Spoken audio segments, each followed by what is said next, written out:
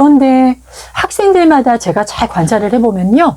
어떤 학생들은 예습을 했을 때 성적이 막 올라가는 경우가 있고요. 어떤 학생들은 예습을 했더니 학교에서 노는 경우도 있습니다. 또 어떤 학생은 복습을 했더니 성적이 막 올라가는 경우가 있고요. 또 어떤 학생은 복습을 했더니 아이가 공부를 안 하는 경우가 있습니다. 자, 그러면 도대체 학교 공부를 재미있게 잘 하려면 어떻게 해야 되나? 오늘은 구체적으로 알아보도록 하겠습니다.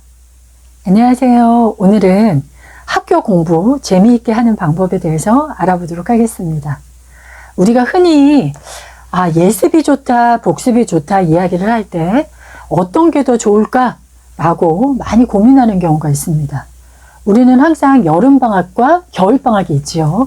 그러면 그 두 방학에는 통상적으로 다음 학기를 예습하거나 또는 이번 학기를 복습하거나 등등을 진행하기도 합니다. 그런데 학생들마다 제가 잘 관찰을 해보면요. 어떤 학생들은 예습을 했을 때 성적이 막 올라가는 경우가 있고요. 어떤 학생들은 예습을 했더니 학교에서 노는 경우도 있습니다. 또 어떤 학생은 복습을 했더니 성적이 막 올라가는 경우가 있고요. 또 어떤 학생은 복습을 했더니 아이가 공부를 안 하는 경우가 있습니다. 자, 그러면 도대체 학교 공부를 재미있게 잘 하려면 어떻게 해야 되나? 오늘은 구체적으로 알아보도록 하겠습니다. 사실 공부에서 가장 중요한 것은 학교에서 집중해서 공부하는 게 가장 중요합니다. 이것은 초등, 중등, 고등 모든 과정을 다 통틀어서 학교에서 집중해서 공부하는 게 가장 효과적입니다. 그리고 복습은 언제? 수업이 끝나자마자 그 시간에 바로 복습하는 것도 효과적입니다. 자, 그런데 학교 공부를 재미있게 하기 위해서 아이들의 성향을 보고 이 아이는 예습을 할지 복습을 할지 결정하는 게 중요합니다. 자, 무슨 말씀이냐면, 무슨 얘기냐면, 제가 자세하게 설명을 드리면, 아이가 호기심이 많은 아이예요. 그러면 이 아이는 예습을 하고 학교에 가면 호기심이 이미 예습을 통해서 해결이 됐잖아요. 학교에서 공부를 하지 않고 딴짓을 할 경우가 높습니다.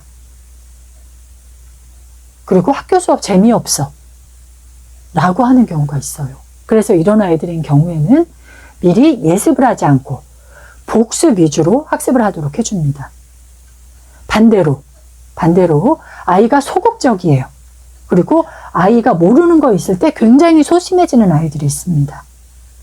그러면 이 아이들은 내가 알고 있지 않은 내용을 공부했을 때, 내가 모르는 내용을 들었을 때 부담감이 큽니다. 그렇기 때문에 이런 아이들은 예습이 필요해요. 예습을 통해서 알고 가면 학교에서 자신 있게 학습이 가능합니다. 이해되시죠? 아이의 성향 맞게 우리 아이를 관찰하고 우리 아이의 성향에 맞춰서 예습을 통해서 학교 수업을 재미있게 쫓아가게 할지, 우리 아이를 복습을 통해서 학교 수업을 재미있게 따라가게 할지, 이거는 아이의 성향에 따라서 우리가 관찰하고 그 아이에 맞춘 학습을 진행해야 학교 수업을 자신 있고 재미있고 적극적으로 할 수 있다. 자, 오늘은 학교 수업을 어떻게 해야 재미있게 할 수 있나 방법에 대한 이야기를 좀 했습니다. 어떤 학생들이 예습하는 게 좋은지, 또 어떤 학생들은 복습하는 게 좋은지, 우리 어머님들도 우리 아이들 잘 관찰하셔서 우리 아이는 복습이 유리할지 예습이 유리할지 고민하셔서 진행을 해보시기 바랍니다. 자, 선생님, 우리 아이는 예복습 다 잘하는데요? 베스트죠. 그러면 정말 감사하죠.